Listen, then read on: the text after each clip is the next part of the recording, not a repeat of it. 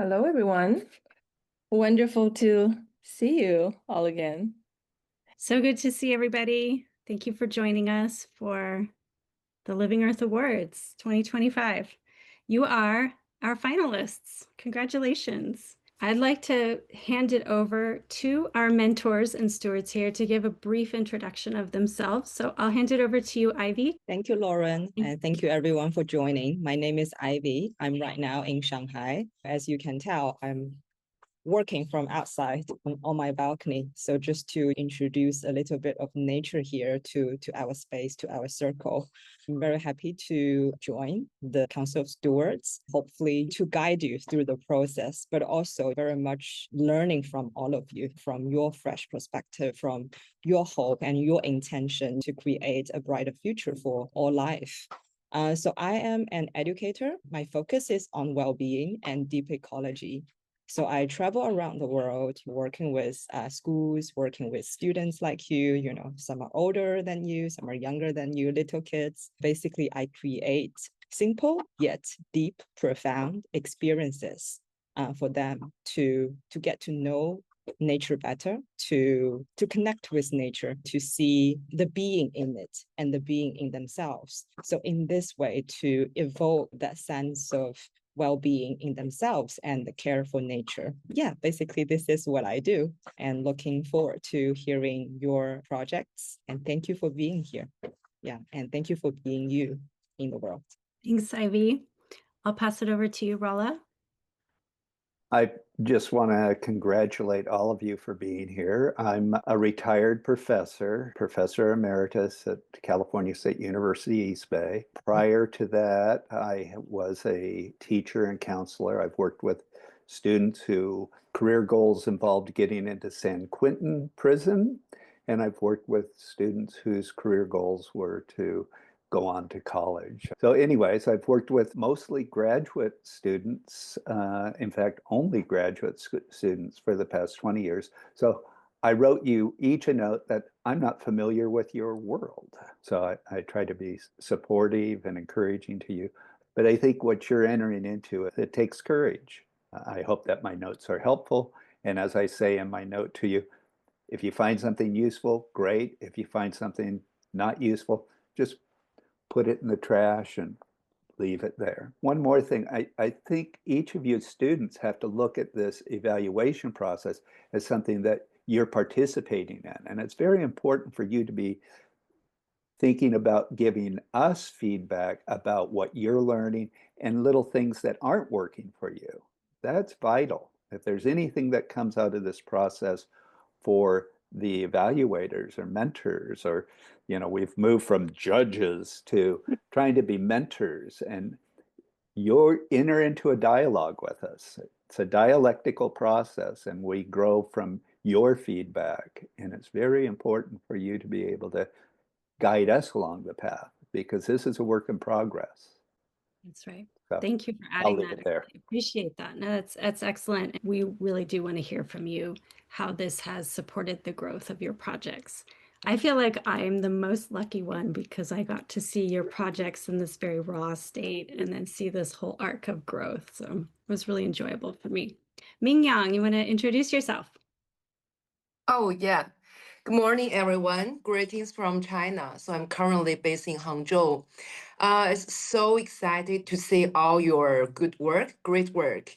So when I reflect back, when I was a high school student, I was working so hard to do my best to stand out in the exams. So when I see your wonderful work, I think you are far ahead of me. I was a year one, I was majoring in finance. And when I was in school, the first day, we were taught that the goal of a company is to maximize the stakeholders' interest. So at that day, I feel so lost. I don't know why. Like I studied so hard for so many years, and then I entered the university and I learned something I think that is of very limited meaning. So from that day, I start my social entrepreneurship venture, and I started to do a lot of social innovation projects in Hong Kong. So from that day on, I got connected with a lot of like-minded people, and also like I went to Stanford D School to learn design thinking and how that can be adopted to China and to help the social enterprises and NGOs. So we got the chance to do business consulting projects for a very impactful philanthropy fund in China. And they later on bring the Benefit Corporation, which is B Corp in US, to China. So I would say, even though that a very, very little question at the year one of my college, but later on actually brings a lot of change to my life. So now I'm running the Living Earth together with Cindy and Lauren, but also I'm also business consultant and business designer for rural and urban regionalization companies. That's a very short introduction at the very beginning. So I think it's not a judge process. It's more or less like we are making friends because we actually endeavor to make a platform that is intergenerational and cross-cultural. So with this intergenerational platform, we really would like to learn more from you guys. Like that you are the future and you actually represent the mindset and expectations or visions and missions of the young generation. So looking forward to your presentation. Okay. Thank you, Mingyang. So as Mingyang mentioned, she is the third in our trio. So Jinlin and I and Mingyang, we designed this whole Eco Innovation Challenge together. So we're just really delighted that you all have become our finalists and are bringing this all to life. So next, what we'd like to do is have you as students briefly introduce yourself, your name, your age, your school, and your location. So we'll start with you, BingBing. Okay, so hello everyone, my name is BingBing, and I moved from Beijing, China in 2023, which was my freshman year, and I'm a sophomore right now. But it's actually like my dad. He comes from Zhejiang, Hangzhou, so like I said, Hangzhou is like my hometown. And I'm 17 right now, and I'm in Miracosta High School in Los Angeles. So like English is not really my first language. I just started speaking English since I moved here. So like for the presentation part, I'm a little bit nervous for that. You're doing great. You're doing great. Thank you. Anything you'd like to add about this process that you're having so far, and yeah, your expectations, and anything will be fun, but no pressure. So I really like this project because like it's not only improved my knowledge for the environmental science, but also like improve my English, make me feel like more confidence to do the presentation. Excellent. Sophie. Hi, I'm Sophie Zhu. I'm 15 years old and I'm also from California, and I also go to Miracosta High School. And I really like this project because instead of like competing against other students, we're really working together, giving advice to each other, and like really just helping uplift each other in the creative process. Excellent. Wonderful. Thank you. Jack. Hello, my name is Jack, and I live in California. And I did this project because I like birds and I want to protect them. Jack, what's your age and school? I'm 14 years old at Adams Middle School. Thank you. And Ryan. Hello, my name is Ryan Lowe. I'm a junior at Palos Verdes Peninsula High School, and I'm 17 years old.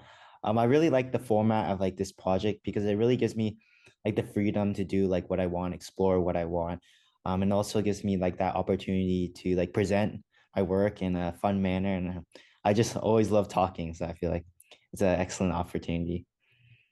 Excellent. Thanks, Ryan. Lucy will be here soon. So BingBing, you'll be first. So let's go ahead. Today, I will share with you about the hidden environmental impact of our field choices.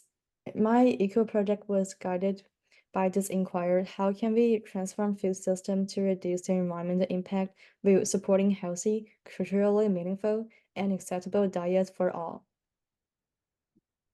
Before we begin, it's important to know that understanding this issue means going beyond surface facts to the deeper principles behind them. So we'll start with what we can see and gradually explore the underlying causes. First, a question: how often do you consider the environmental impact of your food choices when making meals or buying food? In my survey among the students in the LA area, only 39% the environmental impact of their food choices. Why does this matter? An article in website Nature points out that food production is responsible for over a quarter of global greenhouse gas emissions. Our food system is a major source of pollution, contributing to climate change, biodiversity loss, and resource depletion. Then, where do all these environmental impacts come from? Data from Kaggle shows industrial red meat and dairy are among the highest impact foods, but the pollution comes not just from the animals, it's also from growing their feed, which depletes land and water resources and uses heavy chemical fertilizers. As well, there's all the energy used in running meat factories and transporting the product. And in places like the Amazon, forests are being cleared to make room for grazing or growing more feed, causing serious environmental harm. Animal foods give us key nutrients like protein and iron, but factory farms also hurt the environment. So we can lower the environmental impact of our food choices by avoiding industrialized meat and dairy and supporting sustainable farming. Plant-based diets generally have a smaller carbon footprint and require less land and water compared to animal-based diets. Well, however, they are not entirely without impact. Even plant-based farming can cause problems, like soil damage and chemical pollution. So it's important to choose organic, locally grown foods. So let's look at the science behind that. Modern farming feeds billions, but is hard on the planet, causing over a quarter of global emissions, using half our land and 70% of fresh water. It also pollutes rivers and hurts biodiversity. Livestock alone makes up 94% of all mammal biomass. But the good news is we do have solutions. Regenerative agriculture helps restore soil and fight climate change. In California, the Healthy Soil Program funds farmers to improve soil health. But investing in these systems, we can create more sustainable food production. Countries like Rwanda are also adopting national plans, proving this model works on a large scale. We can also look back to move forward. Long ago, civilizations like Lamzhou farmed in harmony with nature, especially through rice farming. Regenerative farming brings together ancient old wisdom and modern science to heal the land and reduce pollution. Our food choices have environmental costs, greenhouse gases, water pollution, and land damage. But smarter choices can help. Avoiding industrialized meat and dairy, eating more plant-based food, and sourcing local foods all reduces emissions and pollution. Adopting programs like Rwanda's curricular food system that shows how rethinking food production can restore soil and cut waste. Real change also needs teamwork, policies, school programs, and students' action. So what can students do? Many of us already care and we're ready to lead. So firstly, speak up for better food policies that support regenerative farming. And second, choose more local and plant-based food. Third, help make composting and food waste programs part of our schools. And fourth, start hands-on projects like gardens or food sharing. And fifth, spread the word. Show others how our food choices impact the planet. Change starts with us. So as students, we can start by taking local action. This can motivate others to create a global impact to help the environment through our food choices. By designing promotional posters and presentations for schools, I want to help students learn more about the environmental impact of our food choices. Through clear, through clear visuals and relatable facts, I aim to make sustainability feel accessible and actionable for everyone. These small actions add up when more of us get involved. By using our power wisely, we can support food systems that protect the earth, connect emotionally to nature, and build a more caring world. And thanks so much for your time. If you have any questions or want to talk more about this topic, feel free to ask. Wonderful, BingBing. Good job. Thank you so much. Okay. First of all, thank you, BingBing, for all the work and heart you have put in your project. And also, you were you were calm, when there was technical issues, and then continued on, in your own flow. That's very impressive. So I really like, the system thinking you have developed around food system. Like you said, not just presenting the fact. And I can see that, you have traced down to the roots, like unpack, the cause layer by layer. So that's very impressive and very important, when we try to understand, what's really going on in the food system. And my first question is actually, you talk about regenerative farming, these practice to protect soil, to regenerate soil. And I'm curious, have you visited, any regenerative farm, or have you ever engaged in such practice? Have you tried it yourself? Well, like in real life, I not really, but I'm planning to go to a place like in California, just like because like in my presentation I mentioned that just like California's Healthy Soils program, so like maybe I can go this place, but like online, I reviewed the website page for the Rwanda's curricular food system, so yeah. Yeah, and the reason I ask this question is, well, and also knowing that you are based in California makes a lot of sense to me when I look at, the actions you have proposed and the examples, you share in your presentation, because California is your local, right? Because you are there. So that's good to know for us as stewards. And the reason I asked that question is I know, as students, we are very used to doing, desk research, looking at, their website, etc. But, connecting with, with soil, with growing food, right? Even like cooking food, in your first-hand experience, that can be, that can speak thousands words, and it's going to be very, very powerful. So, I would really love, for yourself to try first, and then, it will open up, a lot of insights that you didn't know, and also open up ways that you can promote, this beautiful concept and vision, in your community through connection, through direct experience, through growing, through cooking, sharing food. Like you said, in your essay, how to make it tasteful, right? And how to make it playful, how to redefine good food, and inviting people to a new relationship to food. I think you have, touched on sparks, like these sparks, they will work. It's inviting people to have this new relationship with food. How, right?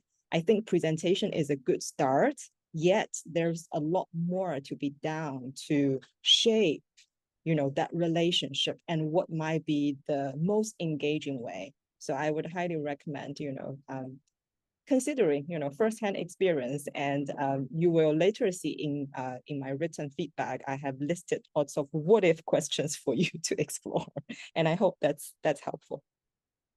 Yeah, thank you. Yeah, so like I think, yeah, thank you for your advice, because like if I just like study online, I didn't go to the place, it could be like really different. Because like online, they might just like show their benefit parts, but not like the negative part. And also like I'm trying to make some posters to put bring them to my school and to spread my idea to my friends. Yeah, that's a great idea. Maybe consider California soil, that organization as a key partner, community partner for you. Think about, how you can organize students, who are interested in this topic to visit the farm with you, right? And inviting them to come to your school. And, this can be a great, field to start this experiment. Thank you so much, Ivy. I will pass it on to Rolla now. Oops. BingBing. So where are you? There you are. So nice to hear your presentation. It was a pleasure to read it. And again, the poise that you're showing for your age, I really appreciate that. There are a number of things that I'm wondering about. Regenerative agriculture is a term that's being used by the state of California. Am I correct about that? Yeah, so like we do have a program, it's called like California's Healthy Soil Programs. Yeah. Mhm. And I'm wondering if you've heard about the Land Institute in Kansas. Well, not really, but it sounds really fun. They push permaculture. So a lot of what you're saying meshes with what they're doing, and they've been doing it for quite some time and they're developing ancient grains so that you don't have to do deep plowing, and they use perennial grains. So they'd be a nice place to look at. And another thing that came up for me now that I have your location, you could probably go to the Cobb Institute site and look up their gardening there. And there's a fellow right near Pasadena, I think, who's doing some agriculture and a small scale farming. And he'd be a sweetheart to talk to as far as I'm concerned if you're going to pursue this. Your project is a huge scope. I mean, you're talking about changing the world. So what I'm wondering, and what I wanted to hear, is more about the local. You've talked about posters for your school and doing that. I'm wondering about the students in your survey. And did you change it? Did anybody say, oh, I'm going to consider becoming a vegetarian, or I'm thinking about not doing any meat that comes from feedlots. I'm only going to have grass-fed beef because it's more regenerative and ecological. So for me as a reader, I was interested in hearing more about what's happening for you in your local community, be it your school or even your family.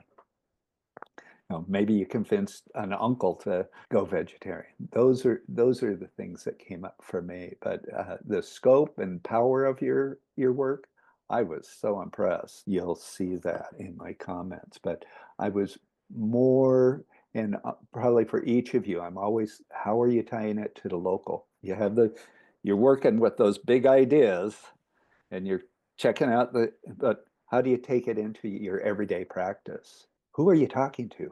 Who's really being impacted? Because to change the whole food system is a huge project. That you'll have to make that your lifetime project. But in everyday, what's the impact on family, friends, school, and others? So those were my big questions for you, because as a young person, you have the heart and you're looking at those big sweeping ideas, but how do we bring it into our everyday practice? So basically for me, my friends were my classmates, were my parents, my family. I would just like try to encourage them to like eat more plant-based food, and also like I would just like try to tell them the benefits for eat more the plant-based food and less animal-based food. Mm-hmm. So you're starting to have the conversations with those people around you that are impacting the way they're thinking about the issues that you're raising. Is that what I'm hearing right? Well, like, well, I can't say like I can't just tell my friend like you don't like you can't eat animal-based food, you can eat meat or Oh something. no, I'm not saying that Yeah, you so preach just that. like I'm try just to curious if anybody has said, I'm really thinking about being a vegetarian. They don't have to. I'm just wondering how your conversations are going. yeah, thank you for advice. Because yes, another part is like you can think about like there are different kind of meats, different kind of animal-based food. I can just try to learn like more about like different kind of food. I mean, animal-based food like meats or something. Yeah. Okay. Well, thank you so much for your work. I'm so excited for you and about it. Thank you. Thank you, Rolla. And Mingyang. Okay, BingBing, it's a very interesting topic. I'm very interested in this. So I'm wondering, why did you choose this topic at very beginning? Are you a foodie?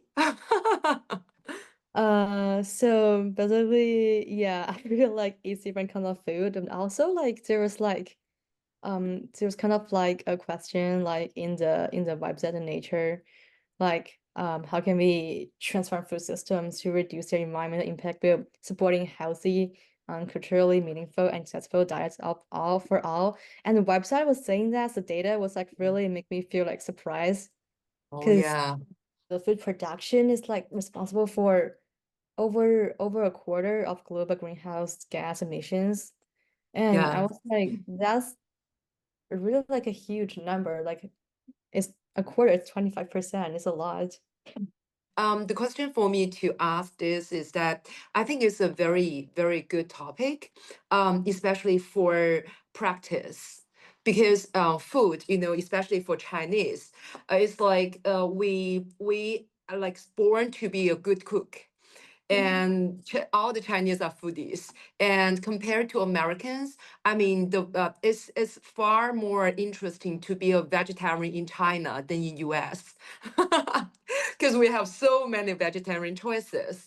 So my recommendation for you is that you can start to cook some vegetarian food, either US style or Chinese combined American style. And you can make it taste good and also look good. And you can invite friends to enjoy together, or you can bring them to school and you can invite them to taste the vegetarian food. Especially, actually, a lot of Chinese cooking style can cook really, really fantastic vegetarian food. Because from that part, we are presenting attractive ideas.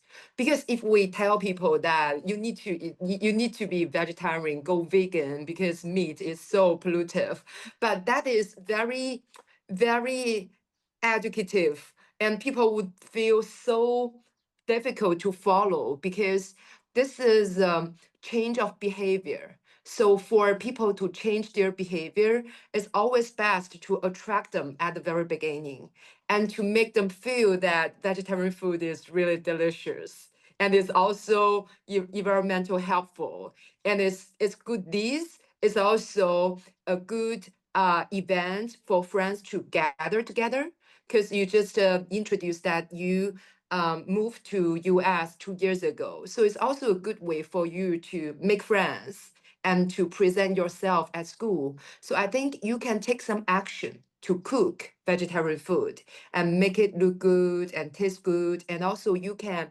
compose what's waste, and also use the leftovers to make enzymes, ferment them. So this whole process, you can experiment from you at the very beginning, and then you can spread this to your friends.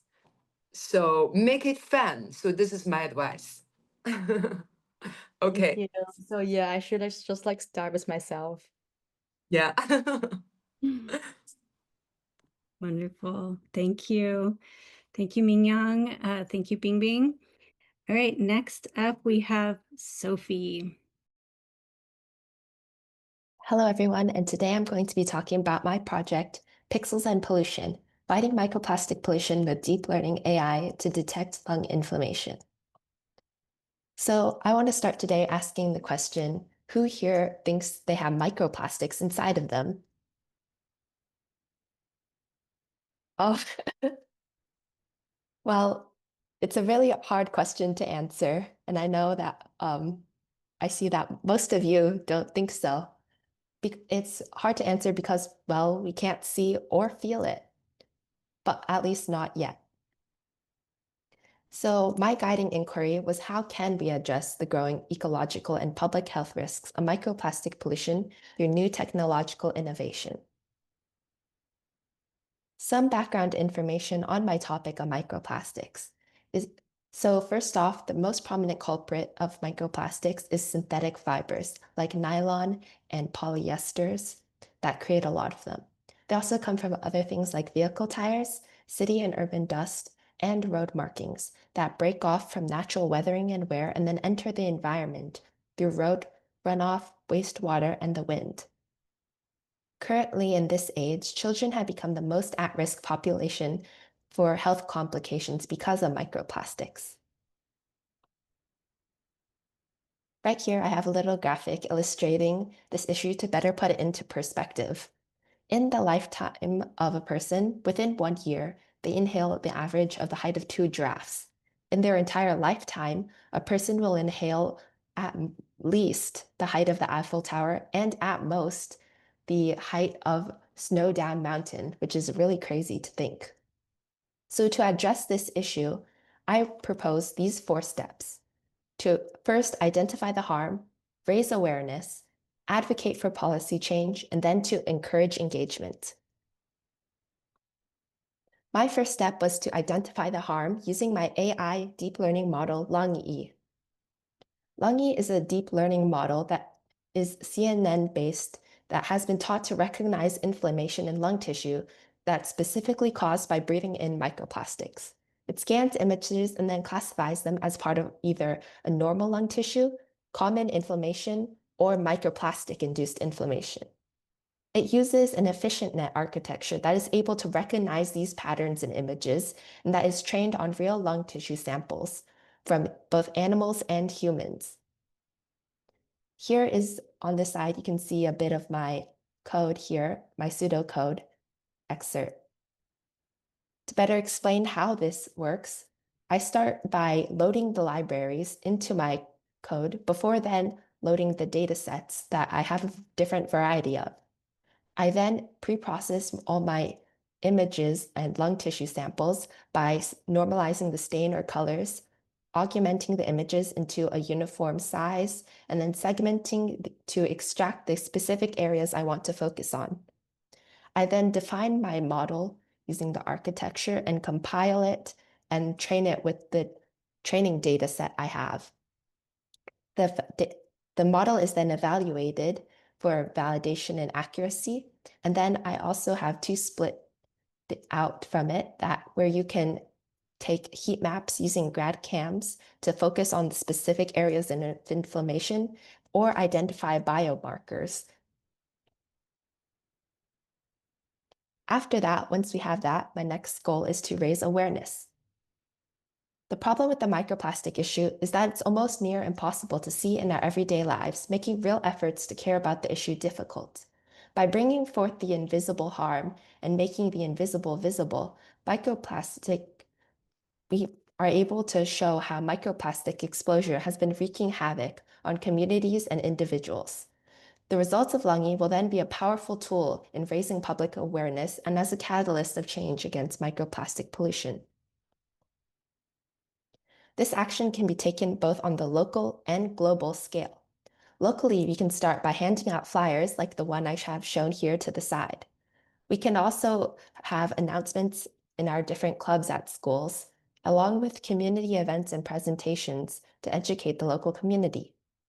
We can also then take to globally by using social media to launch global awareness campaigns to reach a wide and diverse audience. After that, our next goal is to advocate policy change.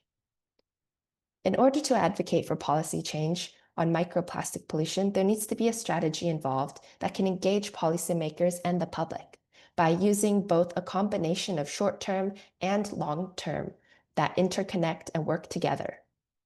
Short-term, we can start with tax incentives and fines that encourage businesses to move away towards more sustainable and use more sustainable alternatives than plastics. You can also use public health warnings and labelings so that when people do purchase these items, they know the risks that are coming with them of microplastic inhalation. Long term, we ultimately want to focus on investments in research to be able to find really sustainable alternatives that can use in the long run. Like I know right now there's currently seaweed plastics out there that are being made along with those from the fermentation of different bacterias that are also very sustainable. Ultimately, we want to reach the goal of moving completely away from plastics for a truly sustainable future. An example of this action of advocating for policy change could be through petitions, like an example one I have made here. Once we have that, our final goal is to encourage engagement, meaning a long-standing and long-running commitment with the community. The microplastic issue is not just an issue that can be solved through individual and localized impact, but also requires the entire world to come together to help with the whole ecosystem and community health worldwide. By highlighting how microplastics infiltrate food chains, pollute water supplies, and affect respiratory health, we can encourage a collective responsibility to reduce plastic usage and battle for a cleaner, healthier environment. Right now, action is very important to take. Too often, people think of us and the environment as separate, but in truth, we are far more interconnected, and when the world suffers, we suffer. Microplastics have infiltrated almost every ecosystem, harming wildlife and humans, but their impacts are largely unseen and the full extent of the problem is still unfolding. All living things are interdependent, and our purchasing decisions, our lifestyle, and the policies we promote and influence what happens in the world around us without us even realizing it. As stewards of the earth, we can create a new future on this planet that will not serve just the good of humanity, but also all life as well. In conclusion, addressing the issue of microplastic pollution brings us to think about the interconnectedness of life and the balance that sustains our ecosystems. By using tools like LungE, allow us to study the impact of these pollutants on human health and see how they extend to the broader web of life. This knowledge reminds us of the importance of the health of the planet and its inhabitants, and how it's bound together, about the intrinsic value of life and its value of even the smallest microbes to human beings, and not as a matter of how useful they might be, but also as part of a larger whole. But also about every decision we make and the importance of how what we consume to the policies we support affect not only the present, but also the future generations to come. Microplastic pollution challenges us to move beyond temporary fixes and embrace a truly sustainable living. By taking the lead today, we can create a world where all life can thrive. Thank you. Any questions? Wonderful, Sophie. Good job. Well done, Sophie. You are a very mature presenter. And it also shows in all of your work, in your presentation, in your essay. So the microplastic issue, actually quite interesting a few years ago when I was working at a school and we talk about that issue. And I think I heard the stat somewhere like every week or every 2 weeks, we basically eat almost like a credit card size microplastic into our body. And then as one of the final projects created by a student group, he wrote a hip hop song, and then blending that line into the lyrics. And I think, the more I work in this field, sustainability in general, the more I realize actually more people are aware of the issue we talk about than we thought. But, the challenge is really sitting at how to translate that knowing into real change, into real action. So I was wondering, you have done such extensive research on the topic, and in your daily life, what actions you have taken or some changes you have made to stop microplastic pollution in your own life. Yeah, I think that since a lot of microplastics come a lot from synthetic fibers that are mostly found in our clothes, my family now, we purchase a lot of the natural fibers like wool and cotton, so that decreases the microplastics that we inhale on a day-to-day basis a lot less because we wear our clothes every day, we wash them very often as well. So that produces a lot. Yeah, so that's a really great strategy and a small action that everyone can do, right? So I was wondering, what if to make that even more apparent and obvious, in your call to action, so individuals like us, we can immediately take some action tomorrow. When I go to a shopping mall, when I need some clothes, I would go for the natural fibers than fabrics that might cause or produce microplastic. So that's one thing. And another thing is, I really appreciate, the short-term and long-term perspective you have considering, the policy change, especially, you mentioned the alternative sources, which is very important, factor if we really want to make that shift. And I'm also, curious, like when you work on your project, who is the main audience, in your mind? I know some people, they want to go for a career that's more on the policy level, and some are more like a grassroots, community movement organizer, and both ways are fine because, we really need to stay to our true selves to choose an approach. So I was wondering, do you have any preference or you want to aim for all stakeholders, as many stakeholders as possible? I think currently at this level I'm in, I've been communicating a lot with like parents, I think, who have a lot of concern about their children. But I definitely want to be able to expand to really reach the global level, I think, because that's where the real change needs to occur. Yeah, so that's, I think, it's something you can develop further because you are aware that, both level, they need to work and collaborate together, right? And now you have identified a very specific group that you can work with locally, which is the parent community, right? So when you think about, the local actions, yes, now you said petition.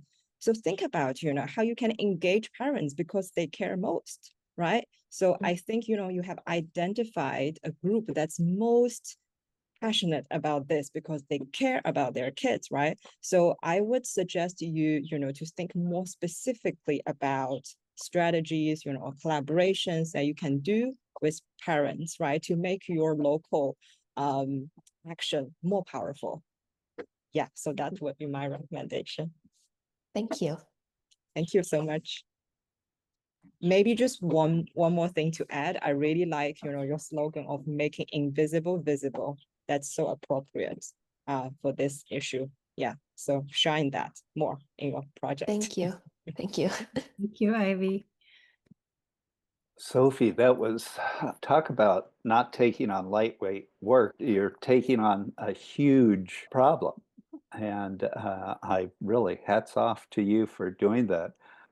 And one of the things that struck me that was so wonderful about your work was you make it really clear that we're part of a living system. That the environment isn't out there, we're part of that. And that came through very loud and clear in your in the way you were articulating what you wanted to do.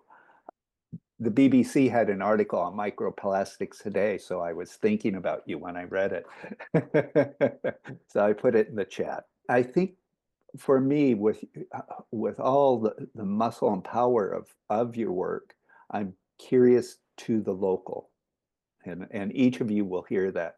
How are you developing it? Do you have a list of recommended things for parents who, oh geez, I'm going to buy shampoo? Well, some shampoos have microplastics in them. And that, how do we make those choices because it's all around. And you've pointed out to Ivy the fabric. How do we wrestle with this? Do you have any suggestions? And in your community, how are you having those conversations? That's the part that I want to hear about. And who are the folks you're talking to, and how is that changing? And do you have a list of things to watch out for? It would be wonderful if I could see Sophie's list of what not to get. Okay, don't get this soap or that, to help me out as a consumer. Well, you probably don't want to get on a soapbox and say, oh, you should get rid of that.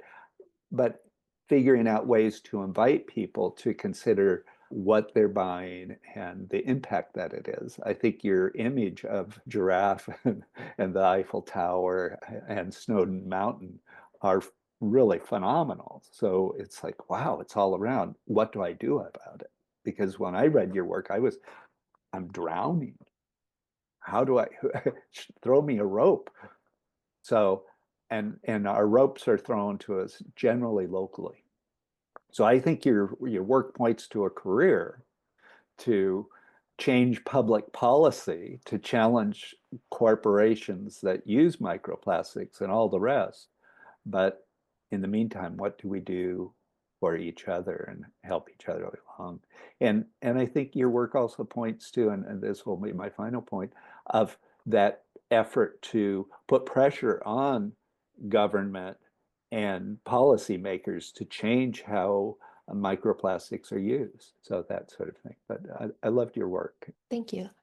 I think that microplastics are very unfortunately, and just plastics in general, very intertwined with our everyday lives.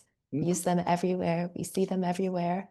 So it's very hard to completely isolate ourselves from it immediately. Right. And I think in my community, at least, we have a lot of local businesses and manufacturers, especially in the downtown area, that like to make their own clothing brands and produce their own clothing, which a lot of people in our community does have access to. And I've talked with a couple business owners, and they are definitely very passionate about the plastic issue because we live really close to the ocean. We see a lot of the plastic pollution in the ocean. So we have the business owners are definitely willing to definitely make big shifts away from plastic in their products as well. I'll definitely start looking into making a list of the different products that we should, and the main products that we should or should not avoid if we have the option to on the microplastics inside. Excellent. Wonderful practical next steps. Thank you so much, Rolla. Sophie, so how does the Langi work, the AI that you developed? It's basically like a computer model that's able to, we have a data set of lots of different images of lung tissue, and then it learns from those different lung tissue images on what normal lung tissue looks like and what inflamed microplastic-induced lung tissue looks like, to be able to like recognize the patterns. So then when we are able to feed it scans of real human tissue that we are able to take, it can then be able to apply those patterns to the scans and recognize it. Okay, wonderful. I think this topic is a topic that you can work on for a lifetime if you love to. It's definitely something that you can expand into like different kinds of topics and different kinds of actions, and even like your major or your further expertise could be related to this. It's a really a huge topic, but it's a very interesting topic because the macro, first of all, the plastic issue is a very very challenging issue for mankind already. But what's behind that, the macroplastic is something that is invisible, but is like so impactful to our health and the environment. So I think this topic is really a good topic. And as the previous two stewards, their advice to you is very good. So following on them, if you are really interested in this topic, I really encourage you to keep it ongoing at least for 10 years. You would have a big harvest because you can do a lot with it. For example, at the very beginning, actually, I really encourage you to do a social media. You can talk about your inventions of the longi, and you can also do interviews like with your friends or with your neighborhoods, and you can ask them about whether they know about microplastics, how aware, what's their level of awareness, and how that impact their lifestyle, and what they do, like at least as a consumer, what do they choose, right? As you just share, probably parents are the people who really cautious about this issue. So you can ask about them, like what are their choices and how do they do in their daily life. So you can really do a media, and it's not only interviews on students or on parents. You can also interview those brands that really want to fight against this macroplastic, and they try their best probably in their R&D, their like production, like every aspect of their whole value chain. They are working on that. I saw some like big media, they are like advocating for this, but I didn't see a person, especially young people who's focusing on this issue and making the researches and interviews about this. I didn't see one. So I think you can be the person, and it can be the interviews to raise the awareness and ask people to talk. And it's not only about like criticism, it's also about very positive action that people are taking, right? So we have a lot of brands, as you see in your neighborhood, the shops, they are doing this. So this actually show people that people are working on this and they are looking for solutions, and they are with this trying to solve the problem, they are actually creating. So this is not only solve the problem, but also creating for new values. Especially, I think this topic is just like your name, right? Sophie is like very related to philosophical. So this topic really makes people understand, aware of like what you give to the world actually comes back and circulates back to you. So we human beings gave the world so much plastics, and it's eventually come back to your body. So this really makes people understand what is oneness in real world. So I really encourage you to do a media. Love Yeah. that. Thank you so much for the advice. Yeah. Great ideas. Wonderful. Thank you. Such great ideas being generated in our circle today. Next up is Jack and his presentations on birds. Hello, and this is my presentation on the impact of light pollution on bird rest and flight behavior. Why this matters. I did this presentation because birds are important to ecosystem health. Artificial light at night is an emerging threat to migratory birds. Light pollution disrupts the behavior and movement of birds. And this project merges local data with global wildlife protection. So my guiding inquiry for this presentation is how can we reduce light pollution to protect bird life and promote a deeper harmony between human society and natural ecosystems, both locally and globally? And my research question for my data I'm going to show you is, does light pollution impact the restoration and flight behavior of migratory birds? My project background. So I analyzed bird GPS data and nighttime sky brightness and restoration, which are usually measured as low speed periods, is used as an approximation for sleep. Light speed is calculated from near neighboring GPS locations, and used the bird tracking data with the nearby light pollution data and removed error values and corrected for different time zones. Methodology. Okay, so I got these two files and I got it from Kaggle. And the birds I measured were three lesser black-backed gulls named Eric, Nico, and San. So this is the migration data for the three gulls.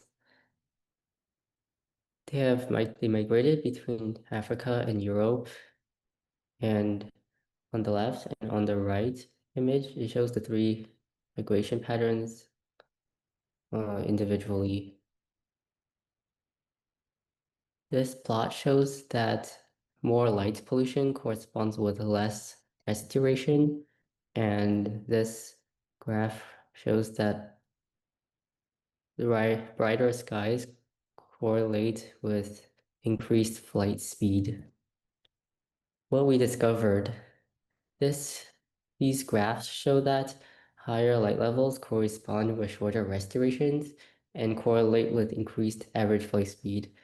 I have confirmed that light pollution negatively impacts bird behavior. This could suggest physiological or behavioral stress, and light pollution disrupts birds' ability to rest. Call to action. These strategies you could use to protect the birds from light pollution are to use fully shielded outdoor lighting fixtures, to implement motion sensors and timers, to use warm colored LED lights, reduce overlighting, establish dark sky audiences, promote awareness and education, designate and protect dark sky reserves, and encourage smart city lighting. In conclusion, light pollution negatively affects bird resting behavior, and the evidence showed supports urgent need for light pollution reduction. And also, simple changes can help both wildlife and people. In the future, I might use long-term behavior monitoring with other environmental factors and incorporate data on weather patterns, land use, and habitat availability. And for the criteria, for local, which is global and local lighting changes can protect migratory species globally. Life-centered human agency, you have the power to realign urban design with wildlife patterns. Holistic development connects ecology, technology, and behavior. Time diversity honors ancient bird life cycles and informs future policy. Integrated perception supports a web of life perspective and more than human ethics. Thank you so much for viewing this presentation. Do you have any questions? Wonderful, Jack. That was excellent. Okay, Jack, thank you so much for doing your work for birds. And thank you for saying that in the beginning. You do it because you love birds. I love birds too. And I'm really glad that you speak from your heart. And that's, that can take you a long way, if you really, really care. So when I was, reading your project, like the visual style, right? And you have the bird's image all through, and that pops up and gives the aliveness of your slides.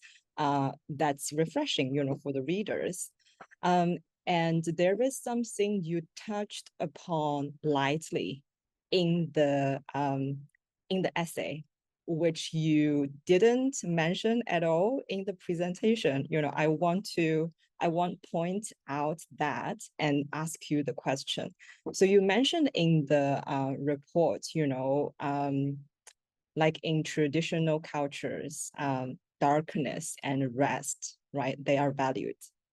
And it's very interesting, if you look at how disruptive the light pollution to birds' house it's the same pattern happening in us human beings, like we live in the cities and the light is always out like 24/7. And that makes us sleep less, rest less, more active, we go out and we eat, we work while we are supposed to sleep. So I do see, the parallel impact on both humans and birds. So I wonder if you, well, that also needs to go back to your own interest, if you see some potential values to, highlighting this parallel impact and also goes beyond, the physical to talk about, the mental, even spiritual health affected by light pollution, that would be quite unique. Yeah.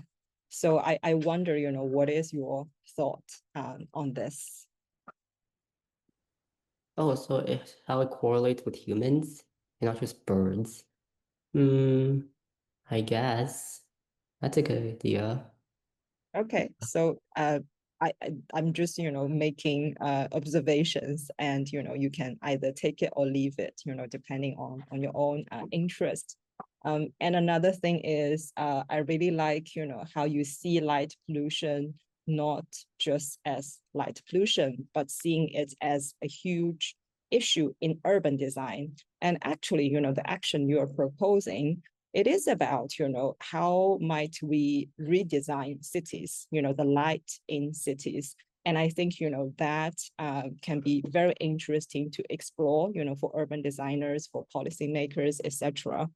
And, maybe you can draw on some examples already, because, there are lots of, discussions and interesting happening in the future of city, how to make future cities more healthier, more regenerative for humans and more than the human world. Yeah, so that's another thing. And then while listening to your presentation earlier, an idea just came to my mind. I once read an article. It's kind of fictional, but also documentary, but it speaks from a bird's perspective. It talks about, this challenging of this preservation site, but speak it from the bird's perspective, because birds is a victim in that area. And I thought, because you love birds so much, and like, you also gave name, right, to the 3 birds you studied. Yeah, I wonder, if this could like level up, your storytelling, if you could, present this issue from the bird's perspective, almost like a bird is saying to us what they're experiencing, how it's affecting them, etc., etc. Yeah, something just came to my mind. What do you think, Jack? Would that be an interesting project for you to do? Well, it's a little bit, well, it's fine, but yeah. A little Yeah. complex, huh? Maybe you could partner up with someone who could develop a story like that based on the data that you've been gathering. That makes sense. Yeah, you partner up. You don't have to do it all yourself. Yeah, that could be quite interesting. Like, you don't have to rewrite the whole thing from the bird's perspective, but, using this in showing the result of your research, that could be quite interesting. Yeah. Wonderful. Thank you, Ivy. Okay, Jack. I really, again, these are projects that are huge and weighty. I loved your work. It's my understanding that you worked from an existing data set in developing your work. So I'm wondering what articles or who did you talk to direct you in this way? So that was one thing that came to mind for me is, wow, you're working with some pretty weighty issues. I mean, now here in Oregon, we have a huge area that's part of the dark skies movement to make sure that light pollution is reduced. And there's a national movement to do that. But when I initially read your paper, I was wondering about what literature or conversations got you into this. Well, Did you read something in Audubon magazine or in a journal, or have a conversation with a teacher or friend, or how did you hook into this? so I like birds so much, and when I saw a bird, like when it hatched from an egg, it's like kind of beautiful. Okay. And I know when I first learned that, and also I read a lot of articles about birds. Okay. So yeah, I would have liked to have heard some more about those articles that inspired you in that way. One of the things that Ivy brought up is traditional cultures. In fact, there's a book written in Japan called In Praise of Shadows, written at the beginning of the 20th century. But he was talking about how electrification would change everything just in terms of being able to appreciate the beauty of things in the darkness. So there is a deep movement there. Another piece that I was wondering about is the local. I noticed in your slides were mostly European birds, and your study involved European birds, and you're in California. So I'm wondering, in terms of local and local applications, I was wondering how you have this conversation locally, because obviously if you live near Los Angeles, it's a huge area of light if you look at any nighttime sky. Right now, for me, right now we have Swainson's thrush coming up from South America to Oregon and beyond. They have to navigate their way, and their populations have dropped off quite a bit. And some of that is due to building in areas where they used to nest and everything. And what I'm hearing over the time of my lifetime, fewer and fewer Swainson's thrush. So for me, it's a very personal relationship with birds that I love. So I'm wondering, what are you doing with family and friends, school, about advocating? You give some specific examples like light shields and that. But I'm wondering if you've done anything else to talk to and promote this in your neighborhood or school. And it can be a no. That's okay. So I think in school there's an assignment about ecosystems, and I make use of birds as an example. Okay. Another thing that came to mind for me, and this will be my last thing, I'm wondering, in terms of local birds, how many students in your school, how your project could help them become more aware of the different variety of birds in their community. I'm looking at local practices where you're trying to stop light pollution, but I'm wondering about just their basic awareness of the variety of birds. Oh, so I can create a booklet to share ideas on how to prevent light pollution based on these um, strategies in the Uh-huh. presentation. I'm just sort of curious about how the desire to stop light pollution might be impacted by a greater awareness of the birds that are even around others. So great project, Jack. It's again, it can be the work of a lifetime. Thank you so much, Rolla.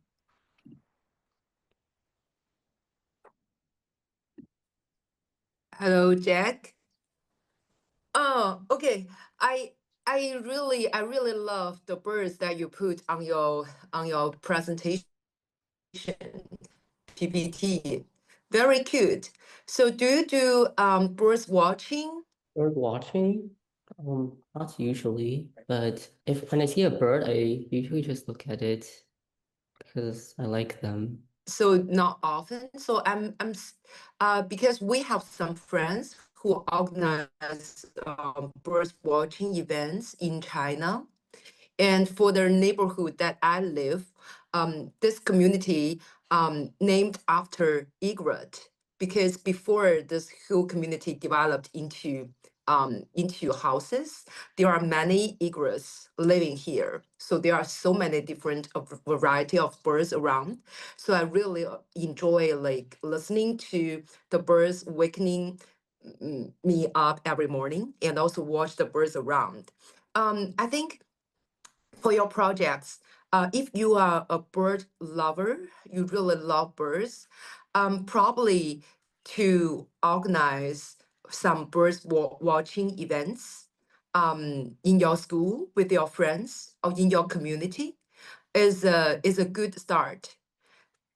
As Rolla just said, to make people aware of the lightning, the impact on birds, probably at the very beginning, people can develop more love for birds. So if they watch birds often, they follow the birds and develop this kind of, as you're talking about light, I city lights around. So now in China, it's like the lightning is one symbol of the how developed the city is. So you go to the cities everywhere, there's light.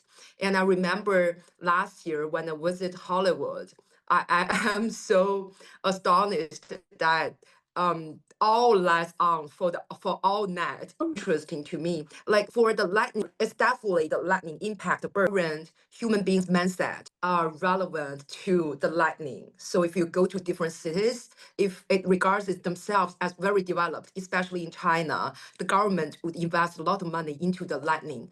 But what we need nowadays for human beings is probably stillness and this kind of peacefulness, and with the lightning that really up to the nature's rhythm. It's not like at night that we have so much lightning.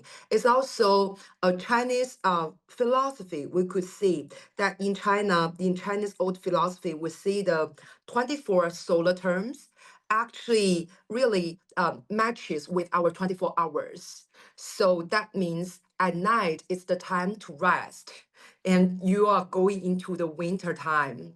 So this is actually another big issue that related to the human being's mindset for the moment and how we live a life that really in this kind of unity between human and nature. So this is another big issue. So my recommendation is that if you really love birds and you want to make something for them from your daily activity, you can start do like more birds watching together with your friends to develop care and love for birds, and then you guys can together do something for birds. Probably lightning is one thing, but also there will be other things that you can do locally for the birds. Okay. All right, next up we have Ryan. As the Beatles once said, here comes the sun and it's all right. But is it really? As in the sun, or the greenhouse effect facilitated by the sun from human-induced emissions, rising temperatures from the greenhouse effect, as well as the many direct consequences from global warming, including climate change, ocean acidification, and habitat destruction. Sorry for the sort of corny pun, but this is sort of the questions that I hope to address in this project, specifically the question on what are the potentials of offshore wind and what location optimization and policies can accelerate the development of offshore wind while balancing environmental and economic concerns through my project. Just to give some background, according to the UN, around 90% of emissions have come from fossil fuel sources. And the ways to sort of mitigate that is to rely on cleaner energy sources. And a new frontier in clean energy generation is offshore wind. So the benefits of offshore wind is its unique location offshore from the coast, where the wind speeds are more powerful and more reliable, allowing for more efficient energy generation. Just to give a little background, it gets a little complicated, but there are basically two different types of offshore wind, that being floating and fixed offshore wind. Fixed is between 50-meter depth, and floating is between 50 to 1,000 meter depth, and they all have their unique advantages. In offshore wind, it completely blows the energy competition out of the water, no pun intended. And that's ironic because we approach this project through the blow plan. Okay, first in this project, we want to break down the potentials of offshore wind, ways that we can optimize offshore wind. L, we want to launch initiatives to implement in real life, whether it be local, global, or national. And finally, O, we want to outreach and connect because people are really what facilitates action. And you might be thinking, where is W? Well, W is silent because we can't keep silent while global warming is rampant.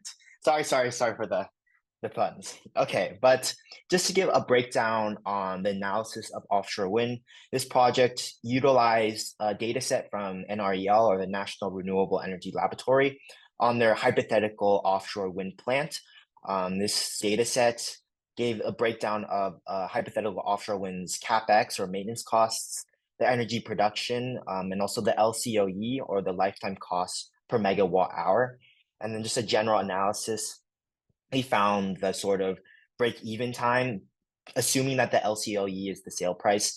In actuality, the energy market's really complicated. It's more like a bidding system, but just to give a general metric on its long-term sustainability, and that goes to that more long-term time diversity. Is this really possible long-term?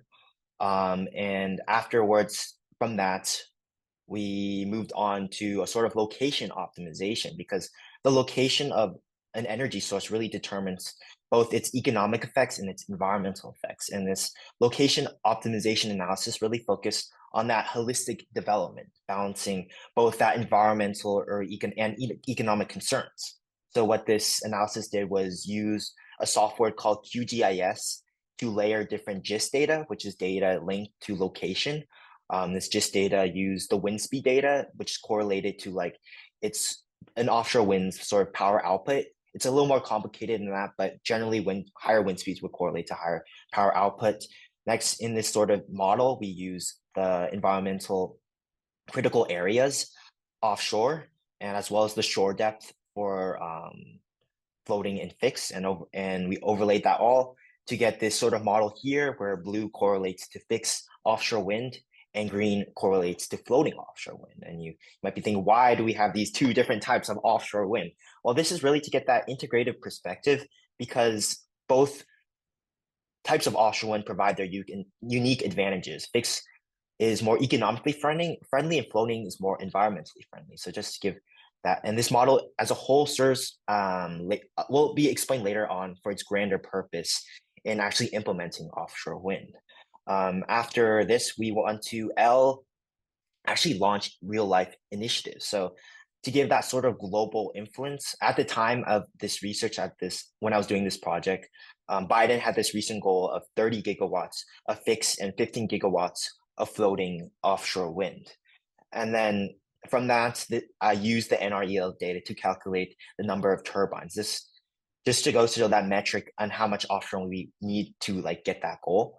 Over here, this is actually a offshore wind plant called Horsey 1 that was implemented to much success by the UK, generating, I think, around clean energy for around 1 million homes. And in actually implementing offshore wind, policy is really the game changer. Policy really incentivizes specifically companies to actually start these offshore wind plants.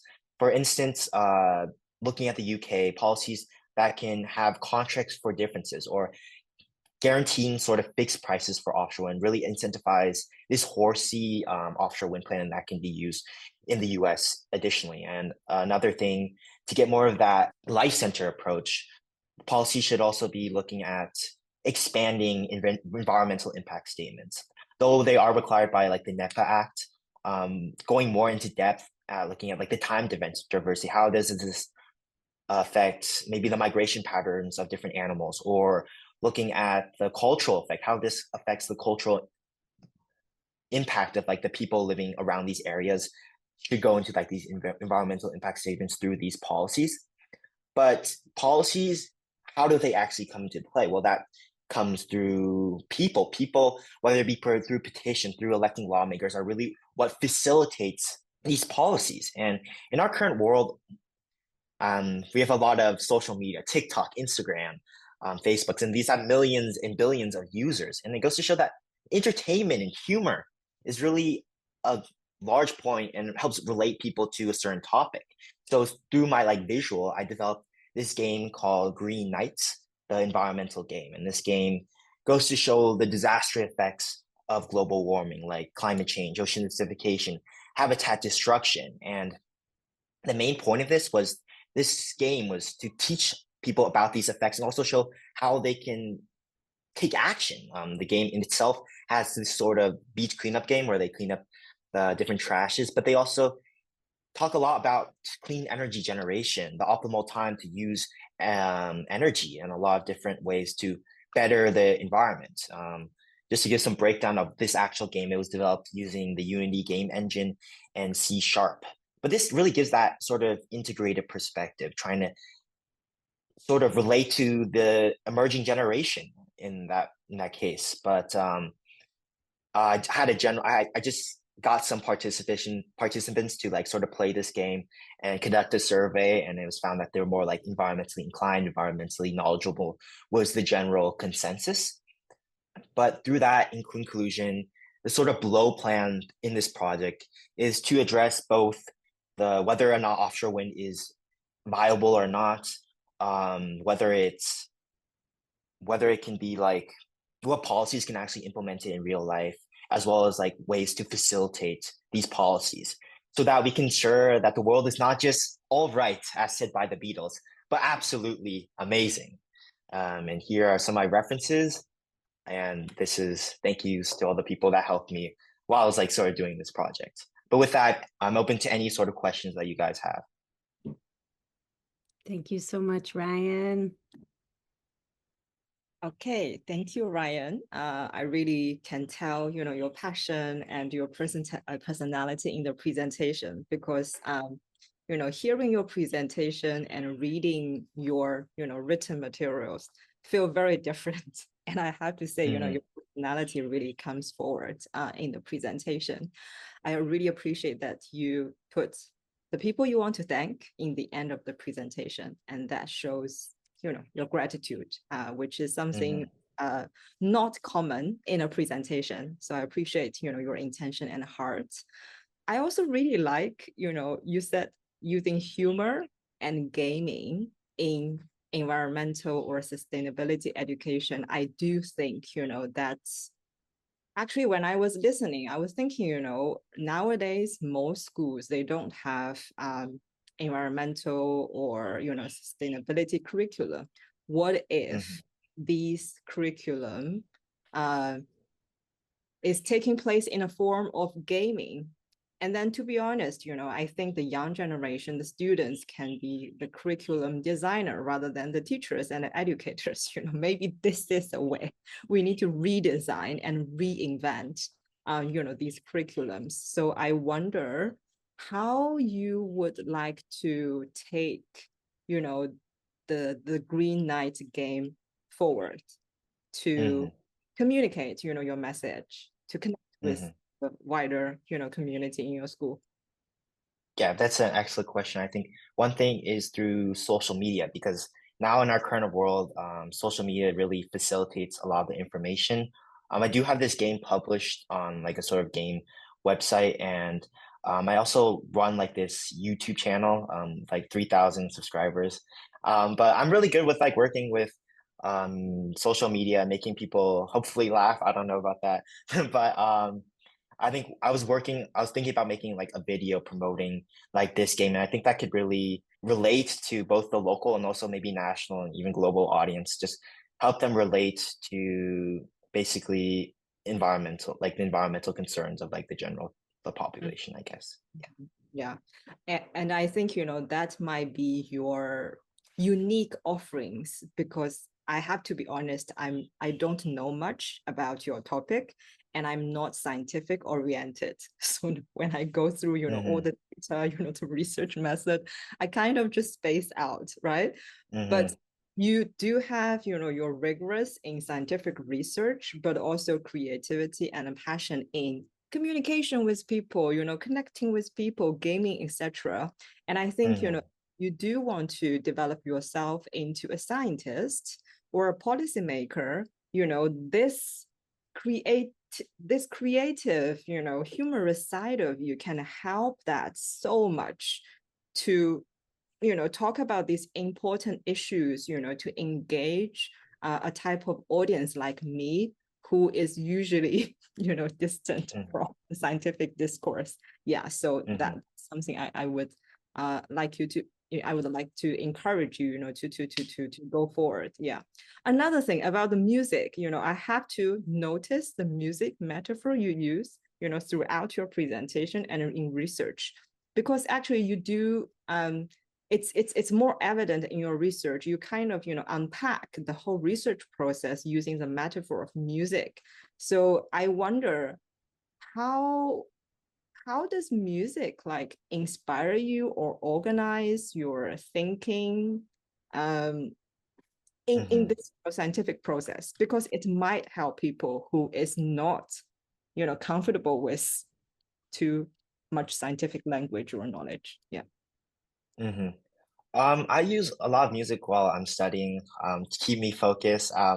It's a common thing around like teenagers. We're procrastinating, can't do any work, but music really helps me focus. I was actually, while I was doing this presentation, listening to the Beatles, the Here Comes the Sun, helps me really keep focused. And I think creativity can really, right now it's a little like music, arts, poems, they're kind of a little distant from like STEM and the scientific community. But I think there is like a place where you can like sort of blend them together, and I think that would really help specifically in like education and like that gaming aspect. Like that's sort of like a more artistic form of like STEM basically. So I think though there is a really place to combine those forms and really incentivize like to the general population, I guess. Yeah, and please go for it. Okay, thank you so much. Thank you. Thank you. Lovely, Ryan. I've really enjoyed both reading your work. You were snappy and passionate. You had your metaphors, and seeing you present, you project a very buoyant sense of being, and that always warms people to whatever you're saying. I think such an important topic. I mean, these are huge topics, and wind energy is one of those that creates some tension in environmental community, because you've got the desire for energy on one hand, and then concern over the ecological impact on wildlife and other things. So that was one piece that I wish I would have had you thicken it a little bit more regarding some of those unknowns, like impact on whale migration, or some of the proposals that are occurring in California, like the UC Berkeley professor who wants to fill up the San Francisco Bay with wind turbines, and not everybody's going for that. Yeah. So all those things come to mind for me, but I absolutely loved your creation of a game, and hearing more about how it's out there and being used, and you have folks playing with it. It was great. Again, Ivy pointed that out, your gratitude for those who helped you along your path. Just from the heart, lovely. And I'm wondering how you feel about the cuts to some of the funding that was going to solar and wind power that's just occurred since January. Does that impact your thinking? Do you think there's a need for political action to address that, or you just roll with it? I think it's a little bit of disappointment, but like I guess that's how like this world sort of works. Like life isn't fair. But I think there is definitely stuff that you can do about that. I think just going for like policies that focus on like petitioning for policies that focus on more environmental energy production, I mean clean energy production. And also on that note of like sort of balancing the environmental and sort of like balancing that environmental effect that you're talking about. I think one thing I really want to expand about was using that sort of model that I developed, because it did sort of address those like environmental hotspots and finding those optimal locations for both floating and fixed offshore wind. But yeah, that is still a problem, because like the transmission lines of offshore wind days do have, though it does it does have to be like known that those have a big environmental impact. But I guess in policy, maybe finding ways to have that optimal location to mitigate or at least lessen that environmental impact to sort of balance both those environmental and economic concerns. Unfortunately, our world like sort of runs on money. I don't know, but yeah, trying to balance those effects through like policy, I guess. So although you're a Stoic, you still have this realistic sense of moving things in a positive direction. Yeah. Okay. No, it's wonderful work, and I really appreciate your tone and passion that you show. It's just evident, and you're thinking at numerous levels. My biggest question regarding wind energy is around the ecological issues. So in reading your work, that's where okay, I need to hear more about this because it's a huge piece, and I do see the benefits and without a doubt, but I also have seen the costs in terms of a wind area where I lived, and the golden eagles that live there were just being slaughtered by the wind towers. So that was pretty horrific. That said, loved your work and love the passion that you have for your topic. So thank you so much. Thank you. Thank you, Rolla. Okay, Ryan. I'm very impressed by your work. I think you are artistic, a scientist, and also a science-based artist.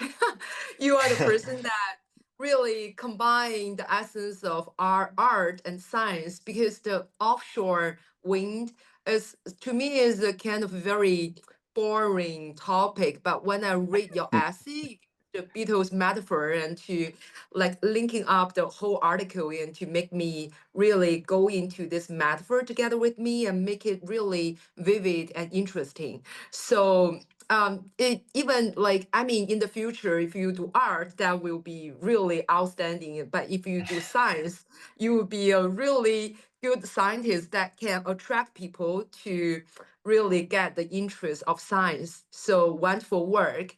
And from the very beginning, when I read your work, I feel that this like two projects coming together, because I feel the offshore wind, your analysis and research on that is very holistic and comprehensive. But your game design, the Green Knights, also is a very interesting, attractive, and vivid project.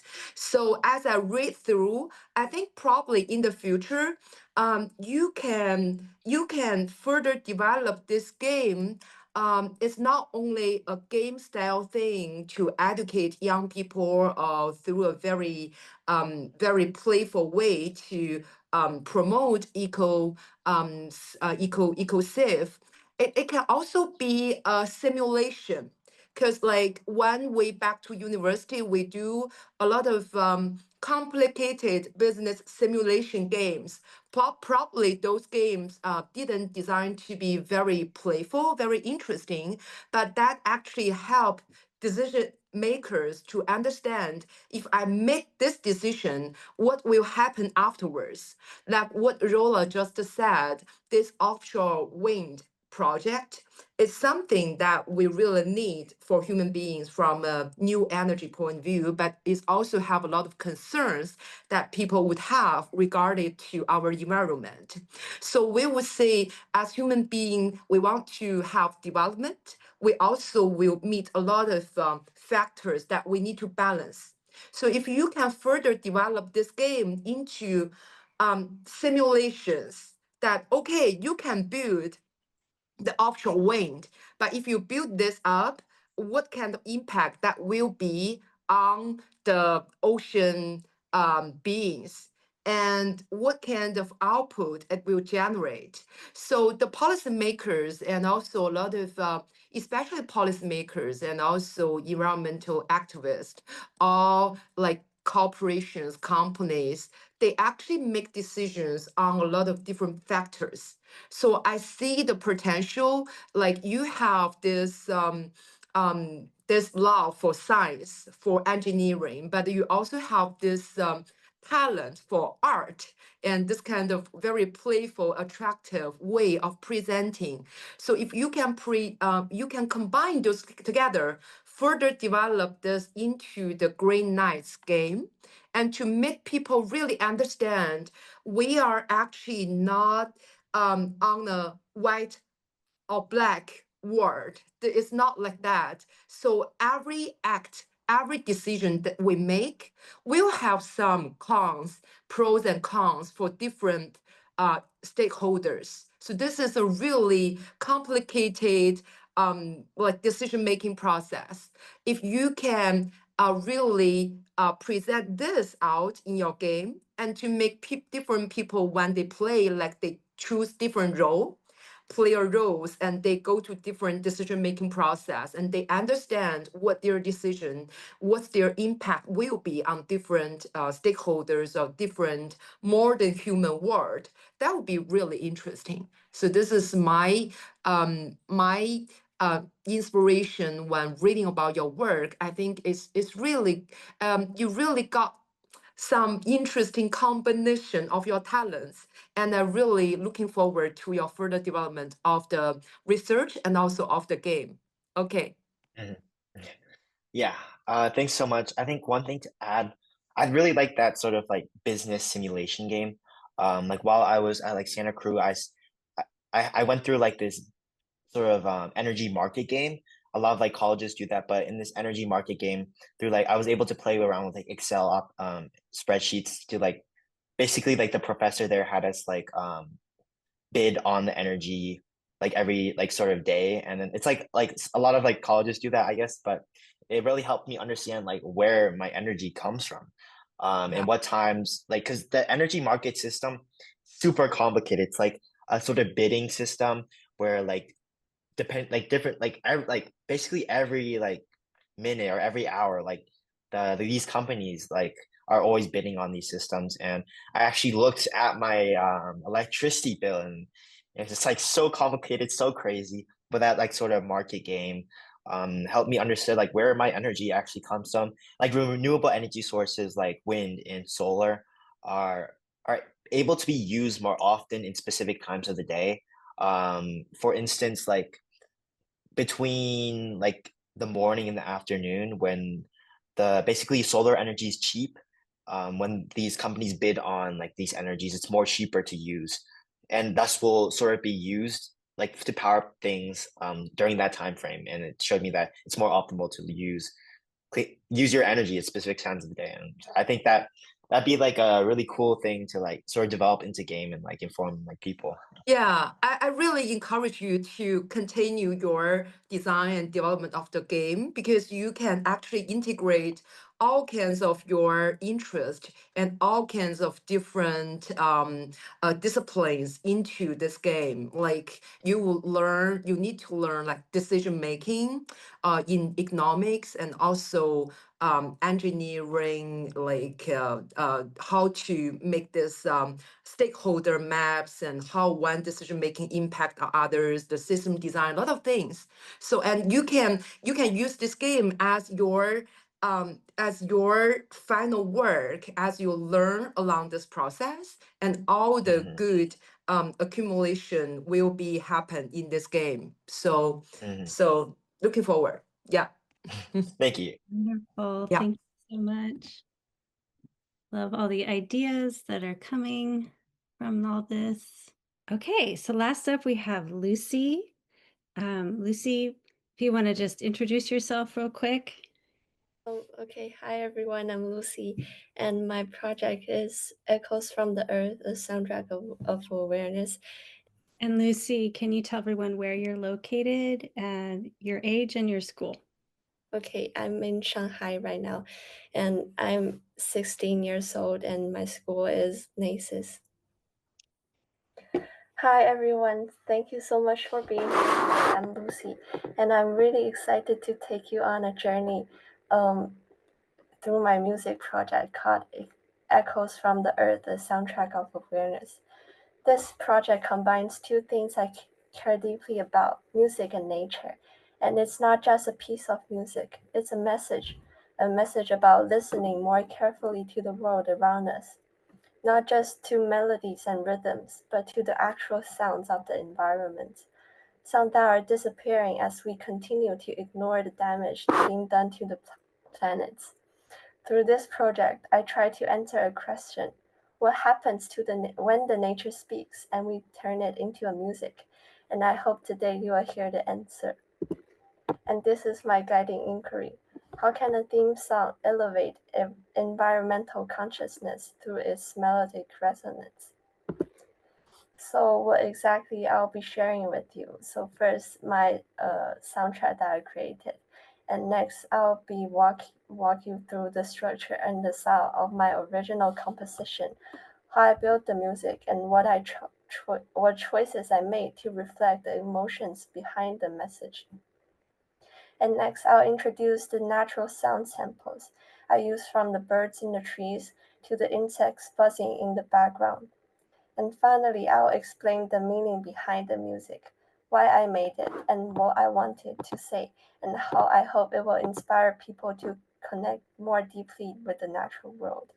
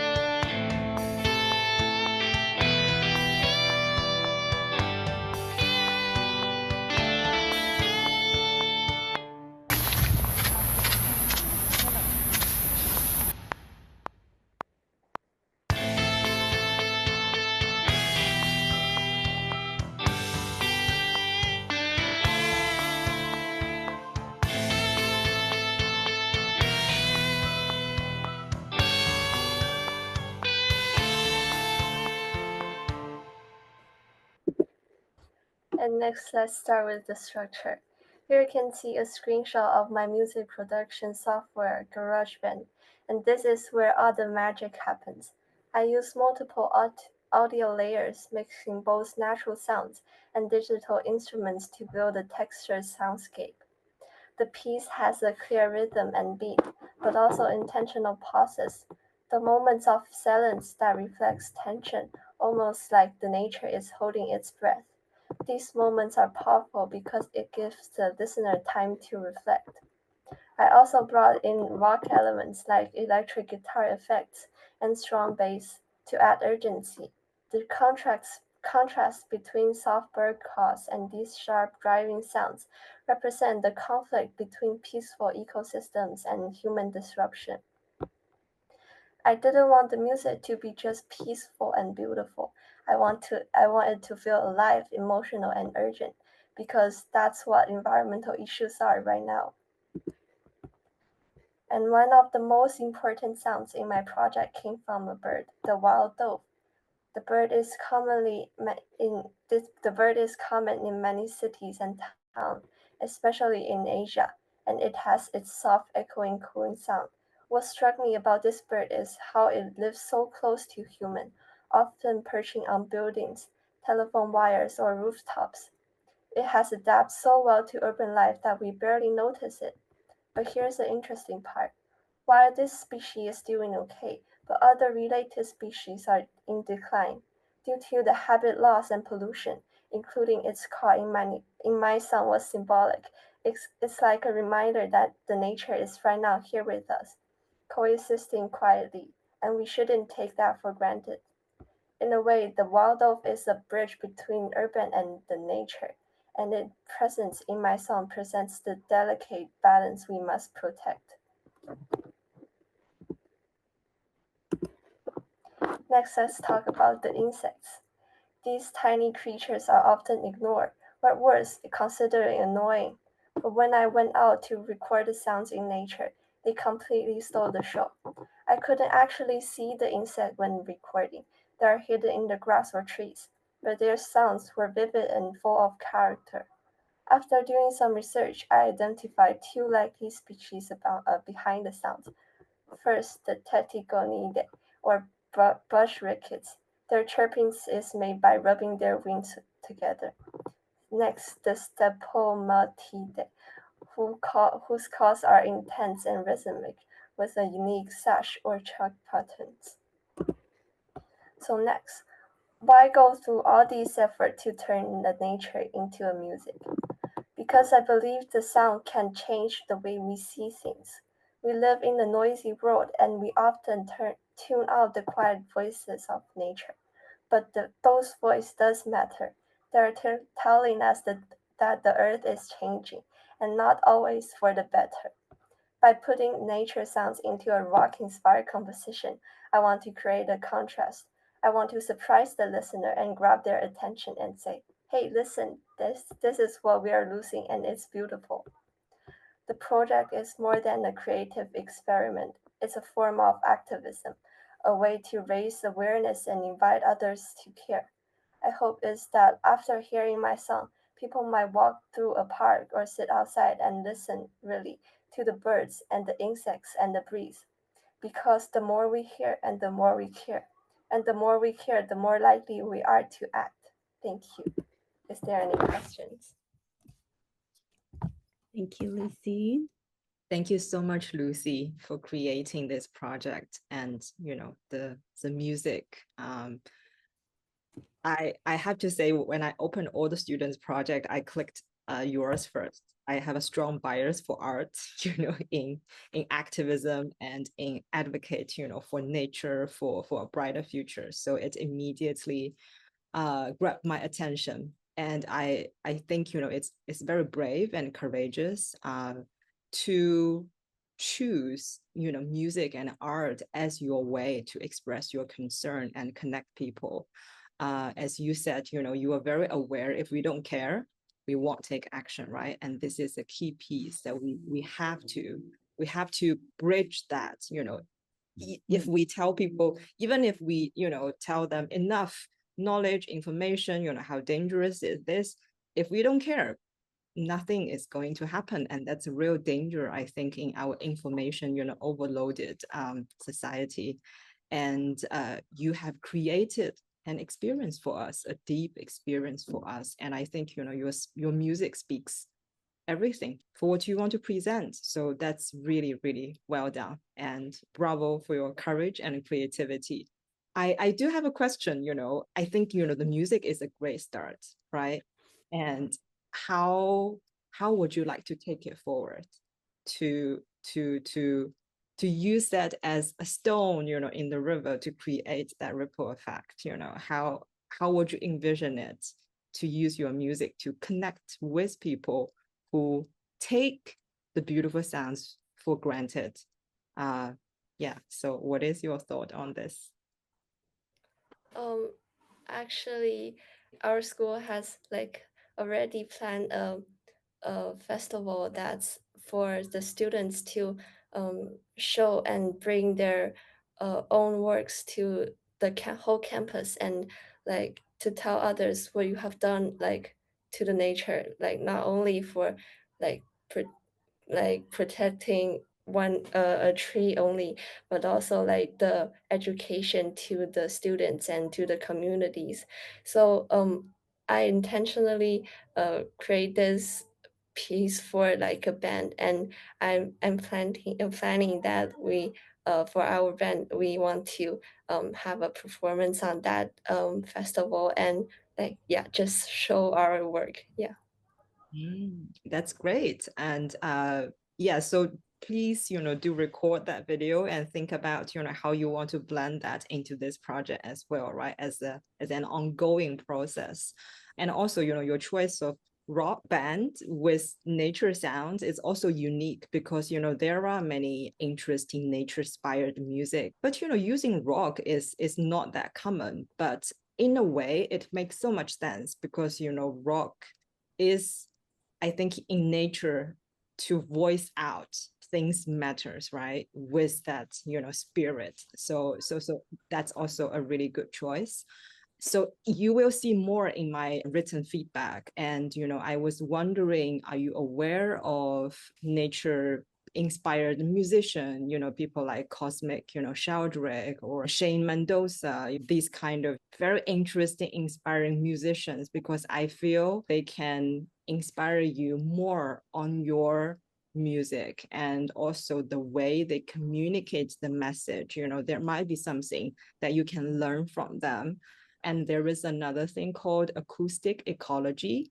Actually, it is using, sound and listening to engage people with deep ecology. So that might be another thing, you want to look into.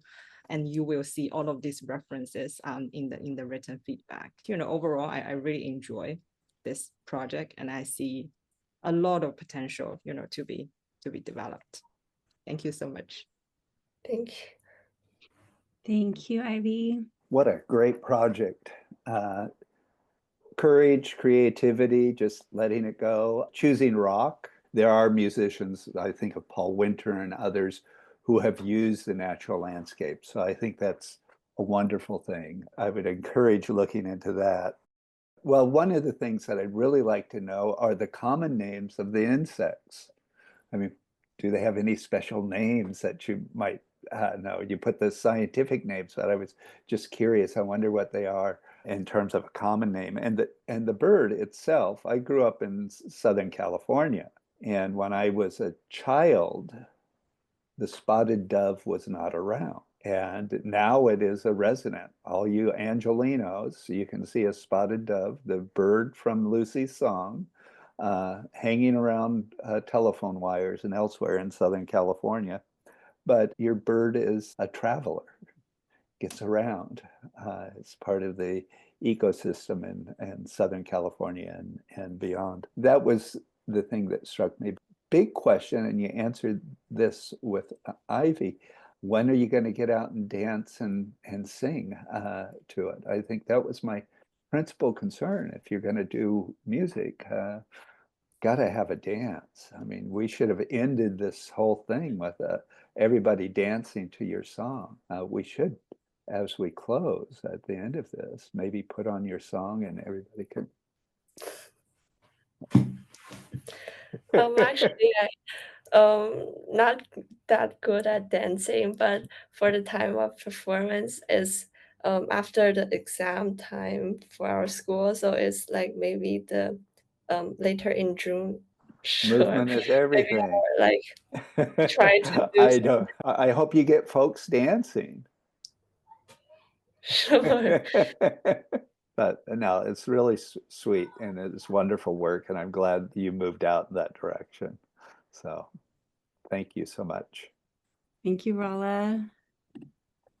Technical challenges. There we go. I want to ask Lucy, do you plan to make more of such music, Lucy?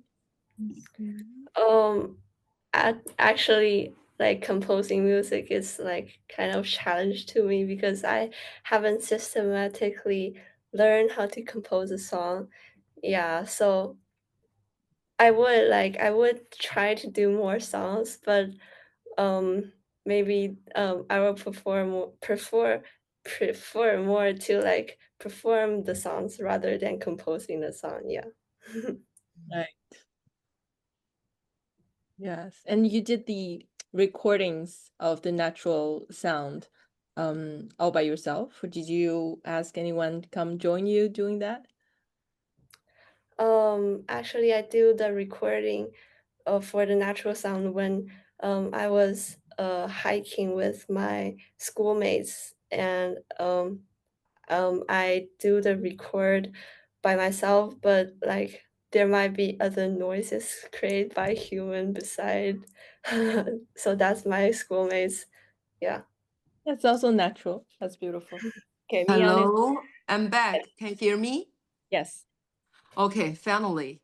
The network is bad. Probably there are two people from China in the room. So, uh, Lucy, very good work. And I am a big fan for music, and I really love the way to present this eco-safe concept with music. And I think it's not only like musicians who's inspired by nature apparently, but actually all musicians are inspired by nature, because music, I think music is a vibration of universe, and it's a vibration of this oneness. It's from the very beginning in the Eastern wisdom that people like one day produce this sound of it's at the very beginning when people pronounce this sound of Om. Is recognized as the first sound of the universe. So every person actually can feel that vibration when they pronounce the sound, because we kind of connect it to the very beginning of the universe of the sound. So the vibration is the vibration of the universe is music, and you are catching this vibration from different beings. This is amazing. And as a person who's based in China and from China, I mean, among all the students, I encourage you to research more on how the vibration of the universe turned into music along the human history, especially in Chinese culture. Because in traditional Chinese culture, I don't know whether other people know about this. So we have 12律律. So 12律律, which is the 12 songs that generated out of the bamboo. That's the very beginning of the notes in Chinese music, and it's very interesting. It's like the bamboo. So the Asian people, they put a film under the bamboo, and when there's the certain solar time comes, the heat of the land will push the film off, and this will give a sound, and that actually will be recognized as one sound of the Sha Lulu. So actually, we can see at the very beginning of the human civilization, the music actually is some of our memory of the vibration of this universe, or of the living earth.